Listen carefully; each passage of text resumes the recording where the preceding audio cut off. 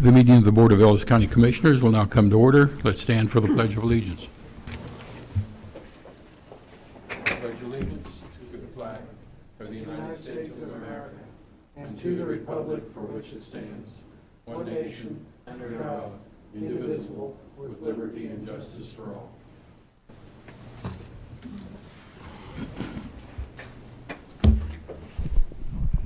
Okay, Bobby, if you could call the roll. Commissioner Joe LaRue. Here. Chair Butch Schleier. Here. Commissioner Neil Younger. Here. We have a quorum. Okay, in order of business, I think there's no changes to the order of business. We will have one executive session. Prior minutes. Commissioners, did you have a chance to review minutes? Look good. Okay, minutes stand as submitted. Consent agenda. Do I hear a motion for the consent agenda? Go ahead. I'll also move. Okay, we have a motion to approve the consent agenda. Is there a second? I'll second that. Okay, we have a motion and a second. All in favor say aye. Aye. Motion passes 3-0. Any issues from persons not on the order of business? Okay, nothing going on out there. The monthly department report. Commissioners, you get a chance to review that report. Everything looks good. Questions, comments, concerns? Nope. Okay. A very thorough report. We appreciate it. Our department's doing a lot of work. Okay, the next agenda item is the City of Ellis request. Brendan.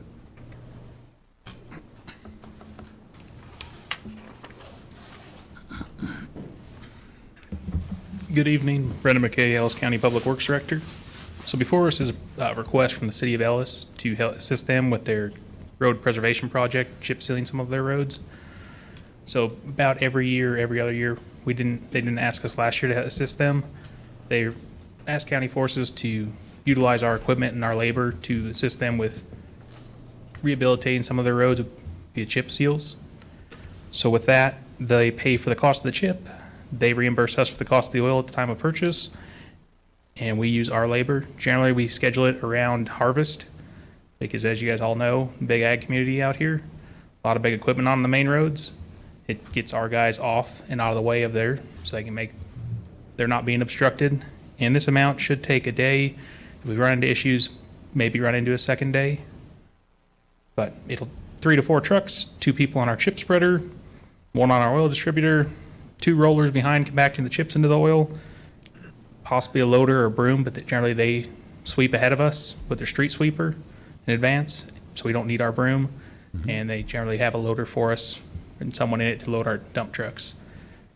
Don't have exact costing on what it costs us. It's never been tracked before. This year we'll track it, but not a whole lot. The trucks, besides driving to the job site and back, they're idling while they're being pulled.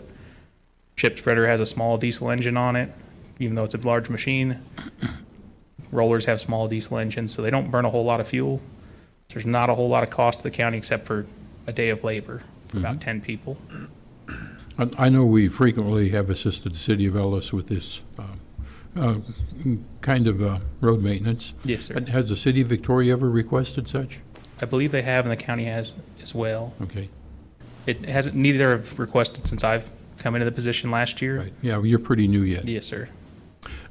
When were you planning to do this? During harvest is when we'll Okay. schedule it. Okay, So we don't have pricing on oil yet it's not being made in the refineries here. The emulsion oil that's used to set the chips should have pricing here mid part of March is when they give us the estimates. And then we generally do it first harvest, to keep our guys off major county roads so we're not interrupting traffic flow to and from the elevators. Unless there's a major issue on the road, then we're out there fixing that. But generally at that time, it's best for our guys to be sparse on those roads with that large equipment going back and forth. okay. Well, I think it's something good we can do. It promotes a lot of goodwill throughout the county. And if we can assist, I think we should be doing so. Commissioners, Commissioner Joe, concerns, thoughts? No, you addressed the only one I had, which was a rough cost. Yeah, In regard- less than $10,000, I'd assume, with fuel costs, labor costs, equipment costs. So, No, that's all I had. Commissioner Neal? And our material is stockpiled there in Ellis for Yep, in that our yard. project? Okay. So they'll buy their own material and Oh, they'll okay. store it either on our property there or in their own yard. So it's real close haul. We might not even need the fourth truck. Three probably should reasonably be able to keep up with that amount. So that's why around 10 people all in all. Okay. Okay, very good. Commissioners, would one of you like to make a motion?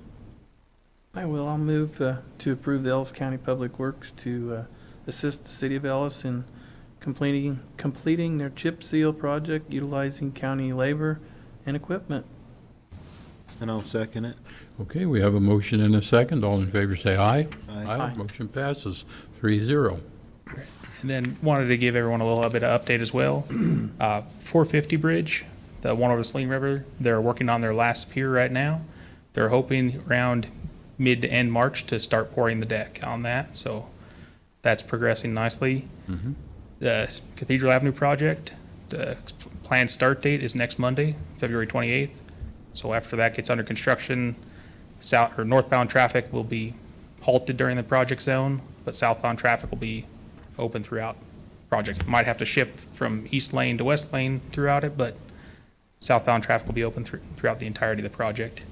And then also along Northwest Business Corridor, like we talked about previously, they request to close down Feedlot Road for a box to be constructed in advance of the full closure was granted. So that started today actually, and they'll knock a week off the completion date of the project.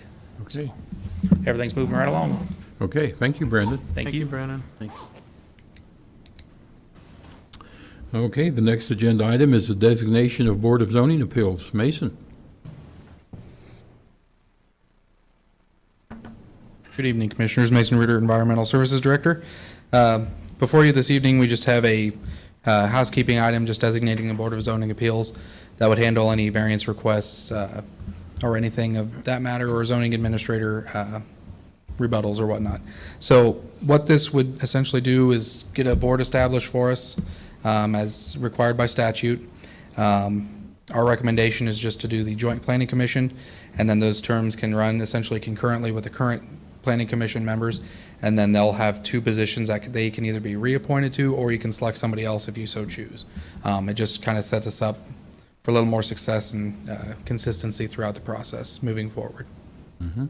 And the Planning Commission has no problem doing that? No, they handle a majority of it anyway, so they were the most logical choice since they handle all the zoning issues anyway. Okay, okay. Well, I don't have a problem with that issue. Commissioner Neal? I don't either. Okay. Commissioner Joe? Yes, sir. Okay. Would I hear a motion on this? I move to appoint the Joint Planning Commission as the Board of Zoning Appeals. I'll second that.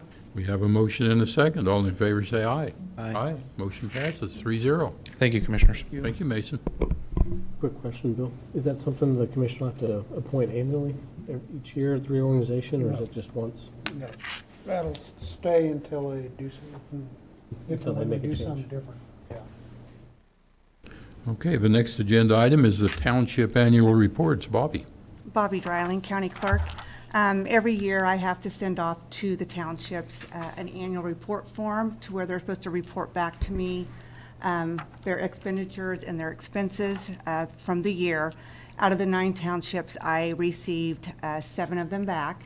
So I reviewed them all. I looked at this beginning balance, should match with the ending balance of last year, and all their paperwork they attached made everything balanced. So I just ask that you guys examine them and allow me to sign off on them. So do you have any I know. questions? I did look through them. This was the first year I've ever seen these reports. Oh, really? Yeah. I don't know if they were ever shared before with the county commission or not. Yeah, they're supposed to be shared every year or examined so Okay. that then I can sign off on them. Okay. Commissioners, any questions? No. Okay. That's all I have. Sign off on them. All right, thank you.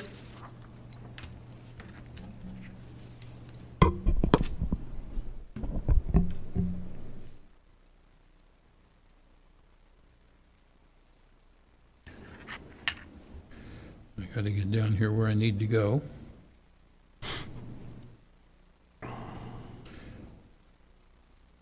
Okay, the next agenda item is the Scba Purchase. Darren?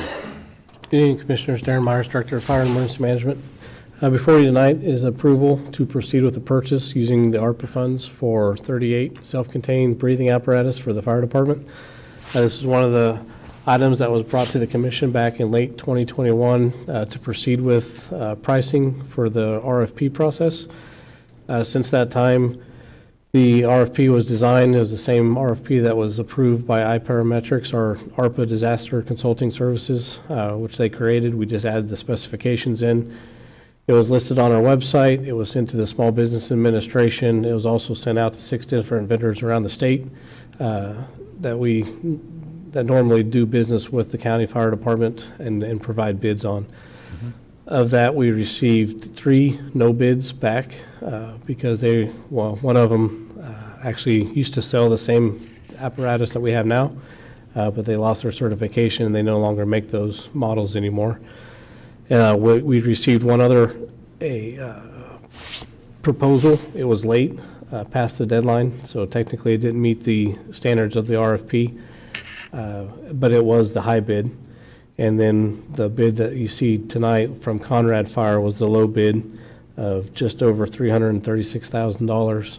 What that entails is 38 SCBAs, 94 bottles. That's 1 bottle for each pack and 1 spare, as well as some spare to put on our air truck that goes to every structure fire in the county. That provides 1 face piece for each firefighter on the fire department to be fit tested. That way they don't have to, I'll spare the details, but essentially when you come out of a fire sweating, you don't have to pop off the mask off one sweaty face onto the next. They have their own and are available to be able to clean on their own accord and not being shared.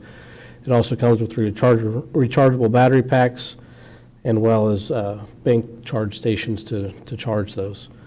Those are the specs that we put out in regards to the RFP we received. We feel that the specifications met those requirements and that it was a good bid. It is just over by $1,755 what we had allocated in the ARPA funds. However, I'm fairly confident that we'll have other projects that come in under budget. For instance, the HVAC project came in under. If approved, the fire department can pay that extra amount, or the full funds can come out of the ARPA funds, whichever the commission would like to do. I can write out the PO that way if you do approve it. With that, I think I will let it, and there's also 5 RIT packs. Those are Rapid Intervention Team packs. What those are for, they'll be placed on each of the fire engines throughout the county. Those are used that if a firefighter goes down, they take the pack in to help rescue another firefighter, to give them the breathing air needed to supplement what they have on their pack if that situation ever does occur. But yeah, I did leave that piece out, so I apologize. But with that, I'll stand for questions. Darren, on these SCBA's, what's the life expectancy of a unit? Well, before these were bought, this was before I left, but they had what used to be called BMRs, which were belt-mounted regulators, and at the time, those were taken out of service. They were considered to be needed to be put on a museum shelf. They were that old. Just with your cell phones today and computers, technology is severely, the lifespan has shrunk down so much. These packs, if we were to go with a more elaborate brand, they have what's actually called telemetry in them, where they can place your X and Y coordinates so they can locate you within a building. They can transmit how much air you have when your low alarm goes off. They have FLIR cameras, which are forward-looking infrared cameras that track heat. A whole bunch of different additions that could be added to the packs that cost thousands and thousands of more dollars. But that's just more technology that we wouldn't use that would create the shorter lifespan for it, because technology changes and becomes cheaper as time goes on. 15 years is usually pretty close to where that's where we would budget to replace them again. So in 2037, it would be, we would push it out on our capital plan to replace these. Or like our bunker gear that we have, there's no life, there's manufacturer's life expectancy, which in their standards that they say you're supposed to replace them every 10 years. But the use of how often you use them also plays a role into some of those occurrences too. If they're being used at the Kansas City, Kansas Fire Department compared to the Ellis County Fire Department, they may need to be replaced sooner as well. But 15 years for us would be a good estimate. And if this purchase was approved, would that fulfill the need of the fire department, or would you be short any? That replaces everything that we have now. That's not buying any extras. We only have, the only thing that would be in addition to this is, the biggest difference is the rechargeable batteries. So we're not spending $400 to $500 a year in replacing batteries and then going out for 2 or 3 days swapping out 300-400 batteries. And then the RIT packs, we only have one of those in place now, and that's only because they don't make them anymore, so we can't buy anymore. Otherwise, we would have more in place. We were actually looking at a Midwest Energy grant this year to buy another one, but since they don't make it, we didn't apply for the grant. But other than that, it's basically the same as what we have now. Well, with the firefighters not having to share a face piece with other firefighters, that's a good hygienic issue. And these SCBA's are a real safety issue, so it's needed with the Ellis County Fire Department.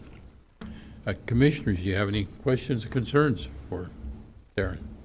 No, I'm just surprised with everything going on in the last couple of years with COVID that they've been in a position where they've had to share a respirator. So it's good that this is an opportunity to remedy that. I feel we got plenty of excellent employees, treat them right, we got good fire trucks, and I'm all for that. And I guess the other question, what's the city asked to go in with us on this to participate? Yes, that was the original plan, the City of Hayes. We were going to try to do a joint purchase with this. We waited for some time, and then we were notified by the city that they no longer wanted to do a joint purchase. So I just proceed because I didn't want to wait any longer. I believe their bids are currently out right now for the So it for was theirs. offered to them, so, okay, We tried to, yes. very good. Okay. Okay, gentlemen, I make a motion to approve the purchase of 38 SCBA's and related equipment from Conrad Fire for $336,000, $755.23 using the 2021 ARPA funds. Do I hear a second? I'll second it. We have a motion and a second. All in favor, say aye. Aye. Motion passes 3-0. Thank you, Darren. Thank you. Do you mind if I add on to that a little bit, just in regards to the fire department? I don't think I was able to share it with all three commissioners today, but that is going to take a significant reduction out of our capital. So that will be a purchase that was planned to use local taxpayers' dollars, that we'll be able to use the funds from ARPA and not have to have those come out of local taxpayers. But it also gives us a little bit more flexibility for a situation that we currently have. We have brush trucks in the county, and we have one current one that's been down. It was out of service for the last week and a half with a turbo and a radiator issue. It was overheating, and then have an oil sending unit pressure issues. And the place where we're at now is they're estimating about $15,000 to $19,000 to replace the motor on an F550 chassis. And our plan in the future was to pull off the whole entire bed unit, buy a new chassis, and that way we're not buying a whole new brush truck every time, we're just buying the chassis. But with having to spend $19,000, up to $19,000 on a new engine, it's not worthwhile on a vehicle that's 16 years old. So we're going to look at trying to replace the chassis this year. And I got the specifications put together. I just need to start looking with local vendors. We need to stay with an F550 chassis because that's the chassis that the current skid, and it's not a skid unit, but the body's built for. If we can try to get an F550 purchased locally or around the state, it's going to be tough because of vehicle ordering right now is, as you heard with the sheriff, even trying to buy that van a couple weeks ago, they're just not available. So it's going to be it's going to be hard to try to find one, and they're going to be more expensive. The last chassis we bought, I believe, was only $32,000. So when you spend $19,000 compared to $32,000, you get a brand-new vehicle, it makes more sense to replace the vehicle. But I'm not sure we're going to find one for that price or very quickly. So it may get to the point right now where that truck is just going to be out of service. And right now, if it drives long enough and it gets hot and we have to shut it down for any reason, it will not start and will not run. So just wanted to give the commission a heads up that we'll hopefully be bringing a purchase order back or for approval to buy a new truck here in the near future. But we will have the funding within capital to do that. Okay. Are we leaning towards diesel, gas, We've, whatever the availability the is? last 4 trucks we've had, there's 2 diesel and 2 gas. They're either a Ford or a Dodge chassis. The power-wise, so for resale, a diesel chassis is going to be a lot better. But they're also, at that time, they were about $7,000 or $8,000 more for a chassis. But you get that on the back end if you resell them. The gas, even though they're cheaper, on those, we're putting a lot of weight on them. They're not getting very much gas mileage at all, so we have to be very careful on fire scenes that we get them released or sent back into town to get gas sooner than later. So my preference and what we've talked with the officers on the county fire department is to look at a diesel chassis again, going back to diesel. And I believe even EMS has looked, they've had a couple gas chassis ambulances, and they're, I believe, looking to go back to diesel as well. So That's what I would support too, the diesel.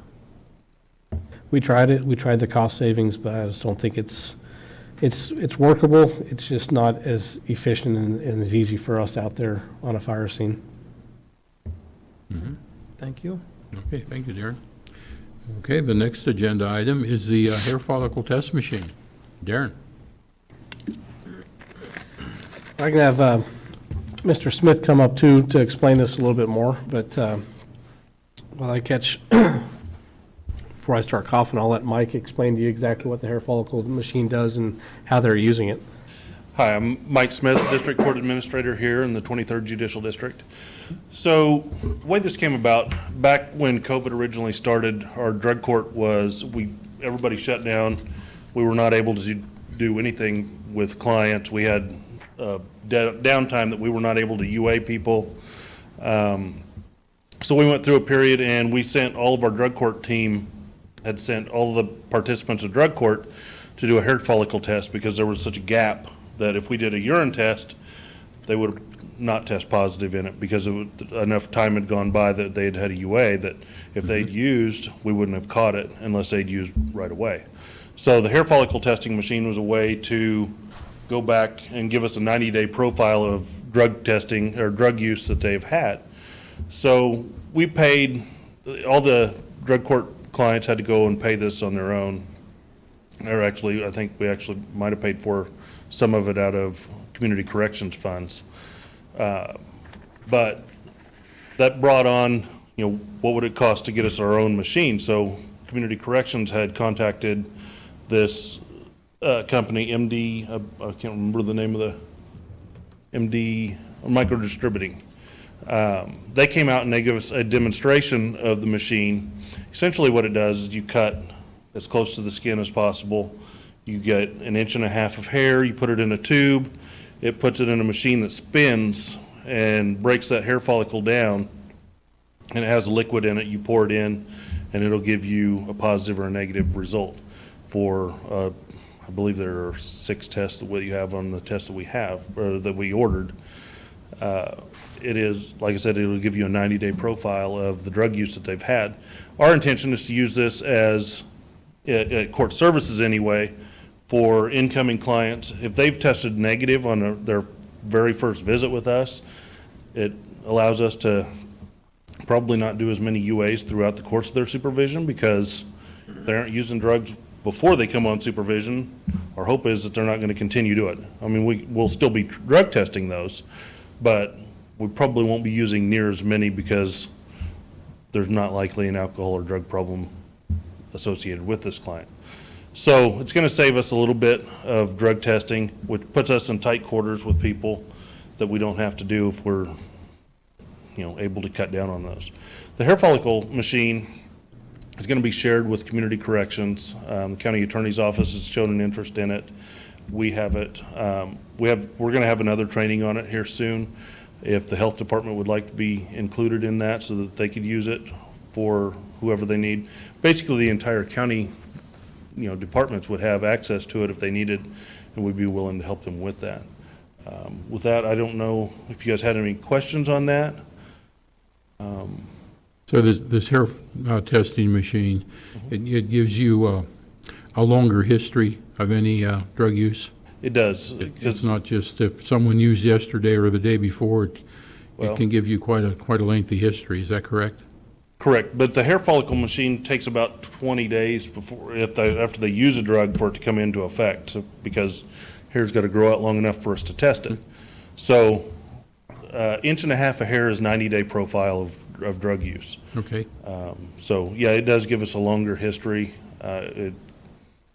It's basically, I wouldn't say that it's impossible to adulterate the sample, but it's very difficult to. So it And is. does it give you the same panels that a UA would give? Yes and no. There's no alcohol sample on it. I mean, our UAs have the alcohol sample. We test for ETG on that. This one will not. Unless we buy a different test than the ones that we have, they are not testing for marijuana, because apparently marijuana will burn the tube that we have. So you have to have a special tube. It won't use the plastic, but when it goes into the machine and spins, it disrupts the plastic. So unless we buy more expensive test, it won't test for marijuana, but it does test for methamphetamines, cocaine, all the other standard ones that we test for. Okay, okay. Commissioners, do you have questions? I'd say out of all the things you test for, though, marijuana would probably be the most prevalent thing used with anyone that would come in. So what would we do to check for that? It is. We also have, we have UA samples that we use mostly. That's our main source of drug testing is UA samples. So this would That'll test for 30 days. So this is in addition to that, so that you get around. It would. We're not going to discontinue using our UA samples just for the hair follicle sample. This is going to be something that we use probably at the beginning of supervision.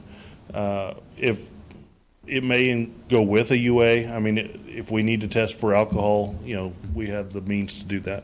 We also have saliva testing that it goes back, 48 to 72 hours at the most. So we're still capturing UA marijuana usage yeah, results. we're still able to with. And with the UA testing for things that wouldn't show up yet in the hair follicle. Correct. And then the only other thing I had was, there's a blurb in there about it being a potential revenue source, and we were talking a little bit ago about, roughly the typical per charge, so it wouldn't take long for that to pay for itself, but what potential would we might have for that? So I'm not real sure how much the drug court participants we paid for on those UAs, but I think it was $75 to $100 a piece. It takes quite a bit of time to do those. The UAs that we purchase are about $23 to $25 a piece for the actual test kits that we have, in addition to the machine itself. So with the hair follicle testing being a little bit more expensive, whether it's us doing it in-house and saving that cost or billing people outside the agency, doesn't sound like it would take very long for us to hit a break-even point and be doing well beyond that point. So Yeah, if the health department chooses to use it, it probably would make a lot of sense to do that. But we haven't really talked to them. We haven't included them a lot on it. We're trying to get our feet wet with it and learn the machine. But I know Aaron Geist with Community Corrections has talked about getting him back to do another testing, because it's been a while since a lot of them did it. The first time that it came, we didn't anticipate that he was going to leave us the machine. He came and was going to give us a demonstration and let us know if we would let him know if we wanted to do it. Well, part of that demonstration, he said, well, you just keep it, and if you guys want to purchase it, we'll send you an invoice. If you don't, I'll come back and get it. So he left it, and we haven't used it a great deal. Community Corrections did buy 25 kits for it. We've used a few of those. It's interesting to use. I mean, it really is kind of fascinating to me that you can cut real close to the skin and get 90 days of hair follicle, or from hair follicles. But, so yeah, I mean, it's a good machine. It's expensive, but it does do a lot of things for us that, UAs can't do, in the fact that it'll give us a 90-day profile, and so we're asking to use the ARPA funds to pay for those. So. Commissioner Neal, any questions? It's, nope, a good addition, I feel. Okay, is there a motion for this? Sure. I'll move to approve the purchase of the hair follicle test machine from Micro Distributing for $4,300. I'll second that. Okay, we have a motion and a second. All in favor, say aye. Aye. Motion passes 3-0. Thank you. Thank you. Thank you. I will add too, the discussions with the health department were mainly when Jason was still here, Kennedy. And at that point, they thought that they would leave the testing machine with the courts so they could test it. And then after they moved out of COVID and they had more freed up time, that if it was of interest still, that we could put it over there and then they could start doing testing over there. Once they didn't have to focus so much on COVID. So that's why the health department hasn't actually seen it or used it yet. And Kim had said the same thing, as they would be interested after they move out of COVID, not so focused on that. Okay. Our next agenda item is an administrative assistant position. Neil, your name's on this. It is. I just, I'm only in here, it's a year, a little over a year. I sat out in the audience. Darren's doing us an excellent job. I just feel it's, right now, very important to get him an assistant.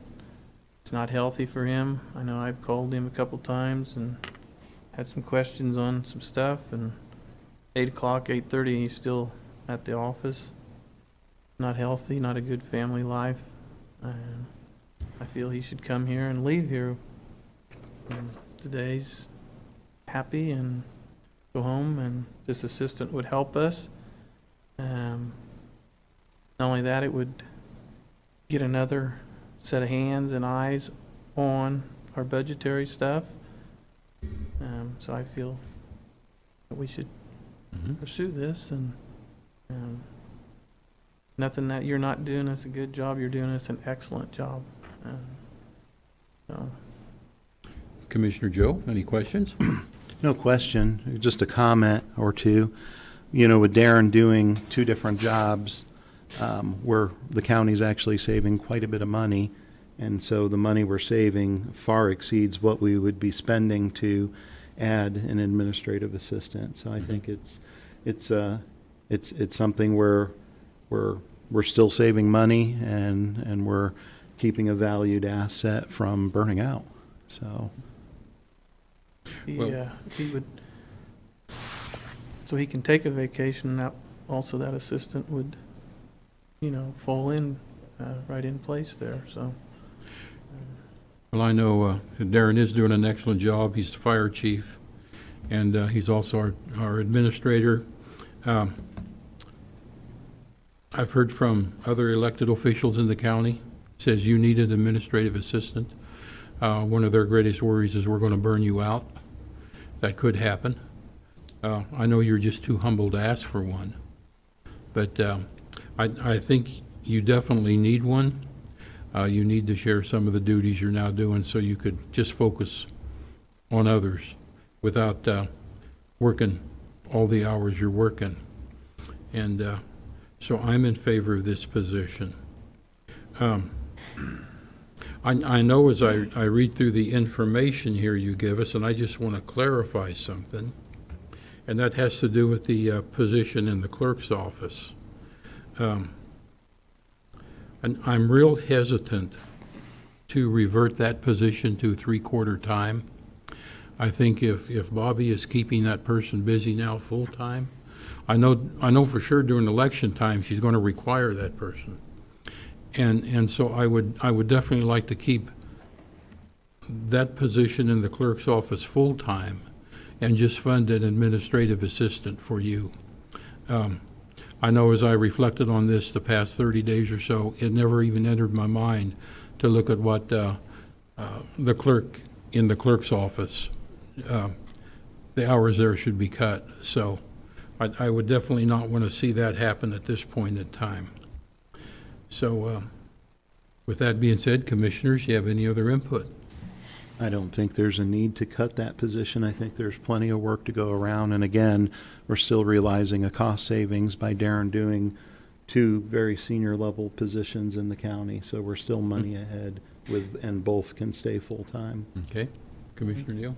And there it is again, you keep that full-time one, at least the other employees can take off when they need to. If they get sick, we have that option there. Another thing, when as commissioners visited with Darren, he turned down funding that we gave him, so very, very good guy, very good person. Thank you. And I'm sure you could keep an administrative assistant busy. Correct. So, thanks for the kind words. I know in the years past, at least the 7 years I've been with the county, it's almost been a struggle for any department to come and ask the commission, struggle to even come ask the commission for additional staffing, let alone get more staffing. So I definitely appreciate that, and I recognize that we're in a much better place in Ellis County, I feel, than we were 7 years ago. I did list in here in preparation of our discussions last week at the special meeting that we had for evaluations on some ideas that we had to, besides the normal office duties, what that individual would take on, and that was assisting with the HR department that we now have for the first time in the history of the county, but assisting with job fairs, payroll. Backup payroll is huge. We have 193 full and part-time employees that depend on their paychecks being here, and we need that redundancy built in. And we got 90-some firefighters that I spend 2 days out of every 2 weeks doing payroll, reporting, tracking, standard reports we have to send to the state that person can do. And then all the vouchers. I'm still paying all the vouchers for the administrators, most of them for the commissioner, the fire, emergency management, the fair rental, the fairgrounds, communications, and the NG 911 budgets. So that will take off another good day of work just in those vouchers alone. So yes, there is plenty of work for them to be done, which will allow me to find a better focus on what the county administrator needs to focus on, and not necessarily some of these, the vouchers and things like that. And hopefully that we can continue to make Ellis County better. I strongly believe in improvements, and that way I can keep pushing our elected officials and our department heads in a good direction and continue to make improvements. So I appreciate the thought and the concerns, and for the consideration as well. Okay. Commissioners, is there a motion for this? I move to approve the addition of 1 administrative assistant position to the county administrator's department. I'll second that. We have a motion and a second. All in favor say aye. Aye. Motion passes 3-0. Yes, and in discussing that, I did ask, or I did forget to ask, kind of one of the key things here is how would the county commission like to fund this position?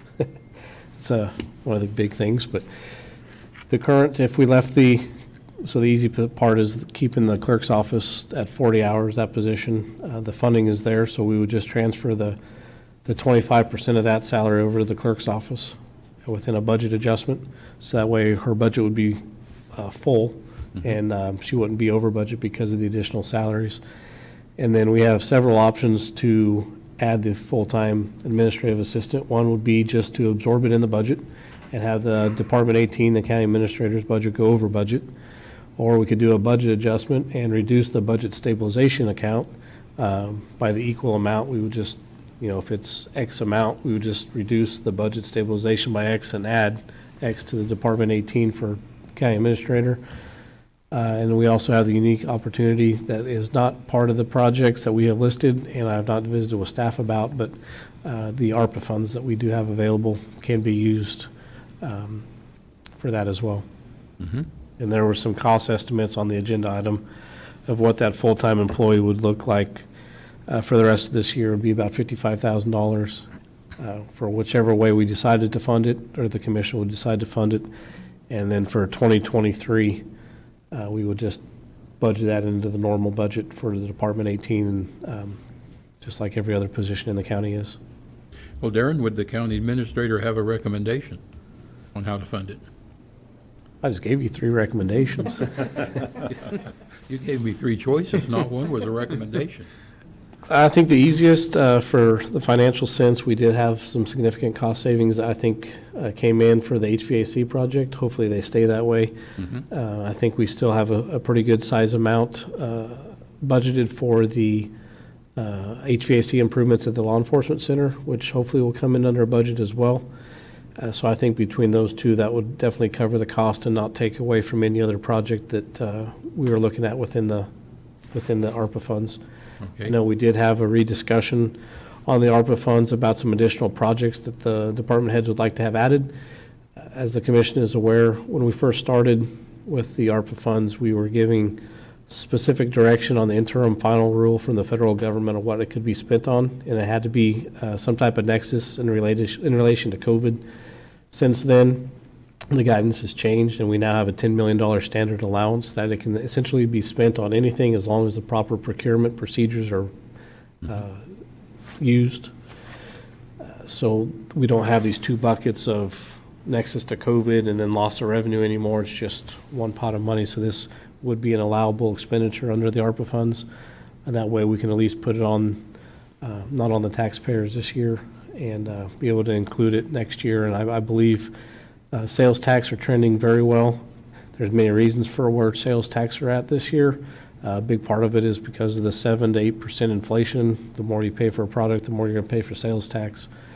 But our sales tax revenues continue to become in higher than anticipated, which would cover that next year. So we wouldn't have to look at that specific position causing specific relation to raising any taxes for. We could just use it for some of the general fund sales tax that we get, if that's the direction that we want to choose later in the year. But the ARPA funds, I guess, would be my recommendation, long story short. Okay.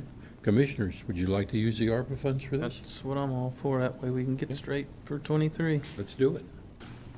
I'll, as soon as we have that position filled, then we'll know how much we'll need for the rest of the year.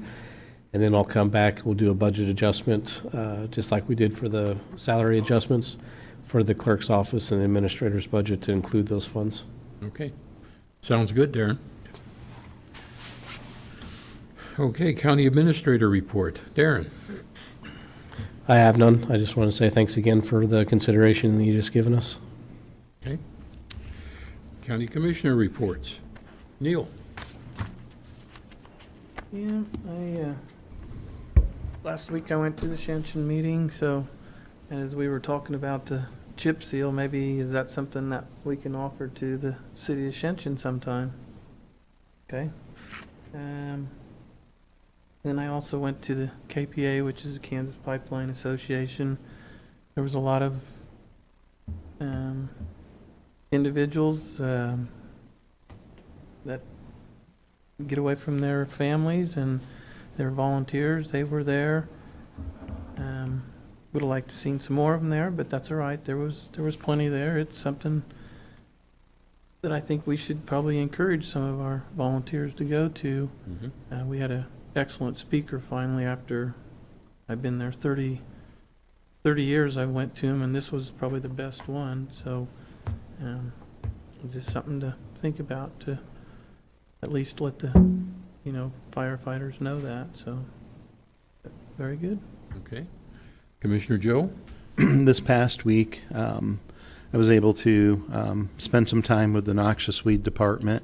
Since starting, I've tried to hit some departments each week just to kind of meet people and get to know our county a little bit better. And just have to say how impressed I was with the noxious weed department and how well they take care of their equipment and how well they stage things for, as an example, we're doing the vehicle change as far as using Enterprise, and they've reconfigured the tanks that they put on the trucks in such a way where it's, just kind of a plug-and-play system now, and those folks do all that work in-house, so it's really neat to see the variety of skills available to us as a county. So just a really good opportunity to get to know that department and see what they can do. Sure, okay. I have no report. I do have one other thing. If Yeah, go ahead, Neil. Mr. Bill could look into the 3030 that Bobby had sent out, and I know there were some examples in there, and those were also all three counties that had put in. They're all three commissioned, so I was just gonna see if Bill could look into that, so we don't. We did pass a resolution on that. Now there's 30-30. another 3030 here, so I don't, if you could look into that for Did me. Bobby, you just sent something out on that? It's been a couple weeks Yeah, ago, it's hasn't been, yeah. Could you resend that to me? I can forward that out, and once I did visit with Commissioner Younger today, we did pass in Resolution 21-09. That was for the Kansas-Nebraska Heritage Area Partnership. And at that point, there was a lot of discussion between this one and the 3030 land grab as if it was the same. Right. And I'll forward this on to Mr. Jeter as well as what appreciate Bobby that. had, and then we can try to follow up on that. Okay, I'll send this out to everyone as well. Thanks, Bobby. Thanks, Bill. okay, we do have an executive session. I'll make a motion to go into executive session for 20 minutes for a non-elected personnel issue. And those included be the Board of Commissioners, Mason Reuter, Bill Jeter, and Darren Myers. I'll second that. We have a motion and a second. All in favor, say aye. Aye. Motion passes 3-0.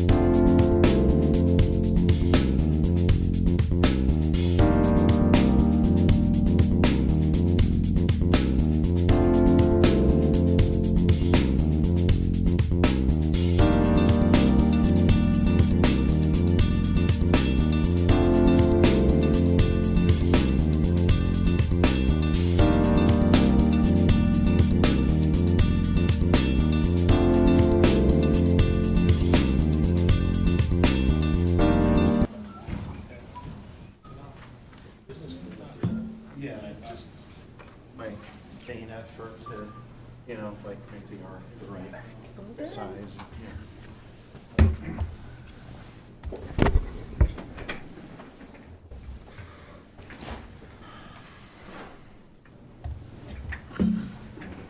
Okay, and no further business. The commission meeting will adjourn at 6:11.